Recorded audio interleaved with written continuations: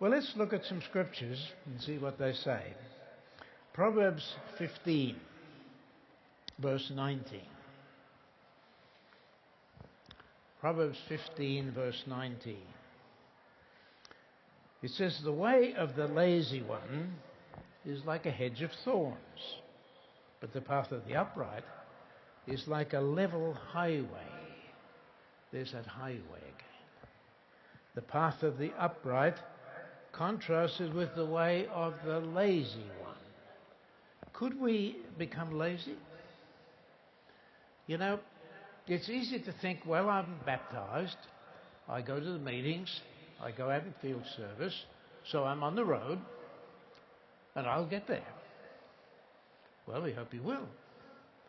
But if we become lazy, and we don't keep up our spirituality, we don't keep pace, then it may be we don't arrive.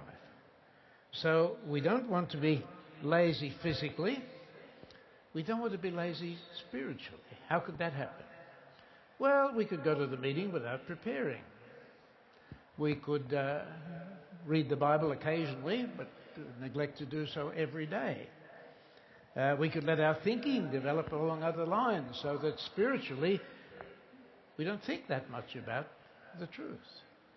So we're being told now, if you want to stay on this road and don't stray over to the edges, then don't be lazy, physically or spiritually.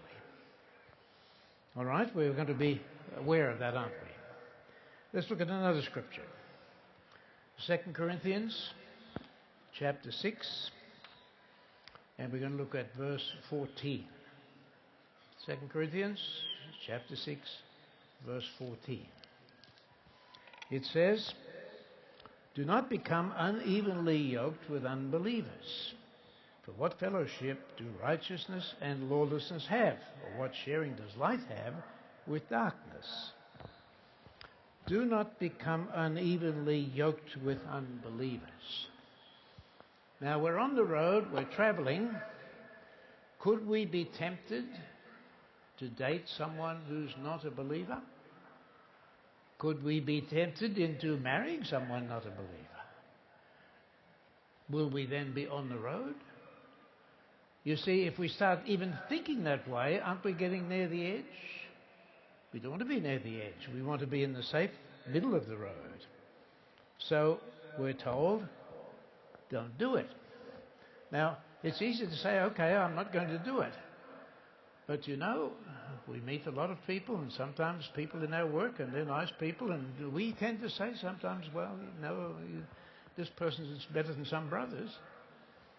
But Jehovah's not looking at who's better. He's saying, don't become evenly yoked with unbelievers. So if we want to stay on the road, we need to stay in the middle and listen to what he says. All right, that's two.